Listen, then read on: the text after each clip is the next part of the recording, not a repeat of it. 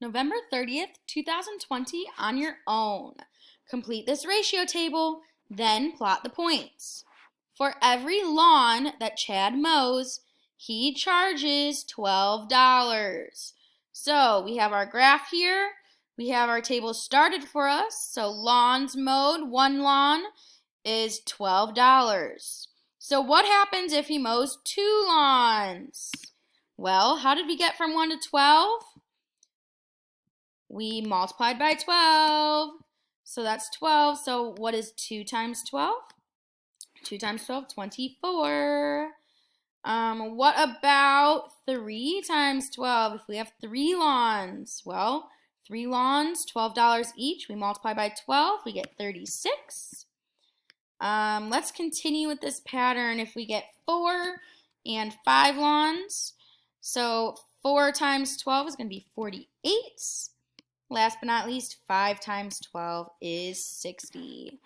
All right, so let's take a look at our ordered pairs. For one lawn, it costs $12.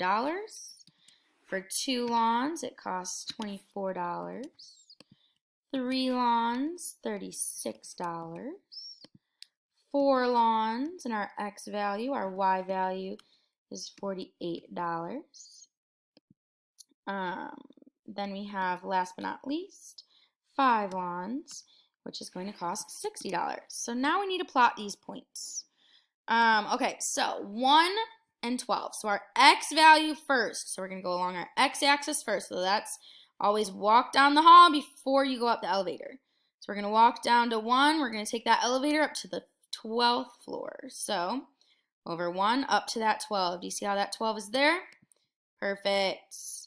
Next one, down the hall to 2. What floor are we getting off at? 24. There's that 24. Next one, down the hall to the 3rd hallway. Go up to 36. Down the hall 4, up to 48. Last but not least, down that hall 5, up the elevator to 60.